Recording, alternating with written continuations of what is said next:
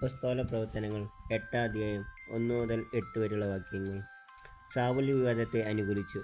അന്ന് ജെറുസലേമിലെ സഭയ്ക്കെതിരായി വലിയ പീഡനം നടന്നു. അപ്പസ്തോലന്മാരൊഴികെ മറ്റെല്ലാവരും യൂദയുടെയും ശമര്യക്കാരുടെയും ഗ്രാമങ്ങളിലേക്ക് ചിതറിപ്പോയി. വിശ്വാസികൾ സ്തെഫാനോസിനെ സംസ്കരിച്ചു. അവനെ ചൊല്ലി അവർ വലിയ വിലാപം ആചരിച്ചു. എന്നാൽ സാവുൽ സഭയെ നശിപ്പിക്കാൻ ശ്രമിച്ചുകൊണ്ടിരുന്നു. അവൻ വീടും തോറും കയറിയിറങ്ങി സ്ത്രീ പുരുഷന്മാരെ വലിച്ചിഴച്ചു കൊണ്ടുവന്ന് തടവിലാക്കി. ചിതറിക്കപ്പെട്ടവർ വചനം പ്രസംഗിച്ചുകൊണ്ട് ചുറ്റി സഞ്ചരിച്ചു. ഫിലിപ്പോസ് സമരിയായിലെ ഒരു നഗരത്തിൽ ചെന്ന് അവിടെയുള്ളവരോട് ക്രിസ്തുവിനെപ്പറ്റി പ്രഘോഷിച്ചു. ഫിലിപ്പോസിൻ്റെ വാക്കുകൾ കേൾക്കുകയും അവൻ പ്രവർത്തിച്ച അടയാളങ്ങൾ കാണുകയും ചെയ്ത ജനക്കൂട്ടം അവൻ പറഞ്ഞ കാര്യങ്ങൾ ഏകമനസ്സോടെ ശ്രദ്ധിച്ചു.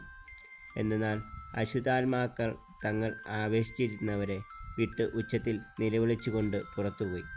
അനേകം തളർവാദ രോഗികളും മുടന്തന്മാരും സുഖം പ്രാപിച്ചു. അങ്ങനെ ആ നഗരത്തിൽ വലിയ സന്തോഷമുണ്ടായി. നമ്മുടെ കർത്താവായ മിശിഹായ്ക്ക് സ്തുതി.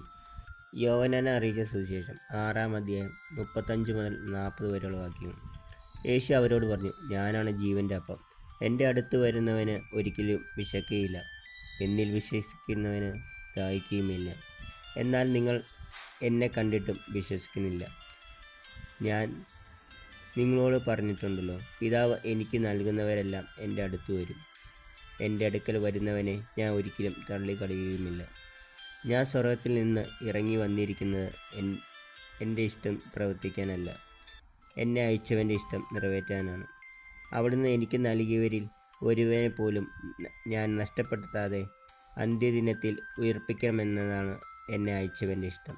പുത്രനെ കാണുകയും അവനിൽ വിശ്വസിക്കുകയും ചെയ്യുന്നവരോ അവന് നിത്യജീവൻ ഉണ്ടാകണമെന്നതാണ് എൻ്റെ പിതാവിൻ്റെ ഇഷ്ടം. അന്ത്യദിനത്തിൽ അവനെ ഞാൻ ഉയിർപ്പിക്കുകയും ചെയ്യും. നമ്മുടെ കർത്താവായ മിശിഹായ്ക്ക് സ്തുതി.